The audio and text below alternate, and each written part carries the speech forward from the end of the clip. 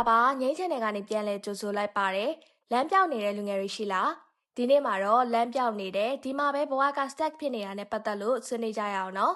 ဒီရက်ပိုင်းမှာမြန်မာနိုင်ငံကလူငယ်တွေပဲမဟုတ်ပဲတက်လက်ပိုင်းမှာပါဘဝကတက်နေတယ်ဘာဆက်လို့ရမှန်းမသိဘူးခံစားနေရတဲ့အချိန်တွေရှိတယ်မဟုတ်လားနော်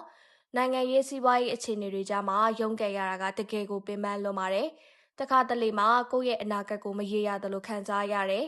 ဘာတွေဆက်ဖြစ်လာမလဲငါဘာတွေလုပ်နိုင်မှာလဲဆိုတဲ့အတွေးတွေကခေါင်းထဲမှာဝဲနေတတ်တယ်။အရင်ကရှောက်ချင်ခဲ့တဲ့အိမ်မက်တွေကဝေးနေသလိုခြေလမ်းတွေကလေးလံနေသလိုခံစားရနိုင်ပါတယ်။ဒါပေမဲ့ဒီလိုခံစားရတာကငြိမ်းတို့တယောက်တည်းမဟုတ်ဘူးဆိုတာကိုသိစေချင်ပါတယ်။ဒီချိန်ဟာစိတ်ခေါ်မှုတွေများပေမဲ့ဒီလိုစူးစမ်းနေတဲ့စိတ်သက်ကိုတော့ဘယ်ရနဲ့မှလဲလို့မရပါဘူးနော်။အားငယ်တဲ့စိတ်တွေဝင်လာတဲ့အခါမှာကိုပြန်အားပေးပါ။ကိုလျှောက်လန်းခဲ့တဲ့ခရီးလန်းတစ်လျှောက်မှာကြုံတွေ့ခဲ့တဲ့အောင်မြင်မှုလေးတွေကိုပြန်တွေးကြည့်ပါနော်။ပြီးတော့တယောက်နဲ့တယောက်ဖေးမကူညီကြအောင်နော်ကိုမှရှိတဲ့အားလေးတွေနဲ့တက်နိုင်တဲ့ဘက်ကနေစတင်ပြီးလှုပ်ရှားကူညီကြည့်ပါ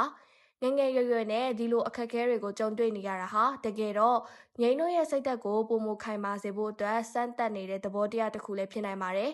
အဆုံးမှာတော့ဘလောက်ပဲခက်ခဲနေပါစေရုန်းကန်ကြောဖြတ်သွားနိုင်မယ်လို့ယုံကြည်ပါတယ်ငိမ့်ကအသုံးဝင်မဲ့နီလန်းလေးအချို့ကိုလည်းမျှဝေပေးခြင်းပါတယ်နော်တွေးပူမနေပဲနဲ့တသေးလေးတွေကနေစပြီးတော့အကောင့်ထဲပေါ်ကြည့်ပါအခုချိန်မှာစိတ်ကျမ်းမာရေးကိုအထူးဂရုစိုက်ပါစိတ်တက်ကြတာတွေစိတ်ပူတာတွေရှိရဲခဏလေးအနာပေးပြီးပြန်ပြီးအားဖြည့်ပါကို negative ဖြစ်စေမှာလုံးဝလက်မခံပါနဲ့နော်အတွေ့အကြုံတွေကိုအမြဲမပြတ်လေ့လာနေပါလို့ပြောရင်းနဲ့ဒီနေ့ podcast တွေကိုဒီမှာပဲရပ်လိုက်ပြရစီနော်နောက်ထပ် podcast တွေမှာလည်းပြန်တွေ့ကြပါမယ်ရှင်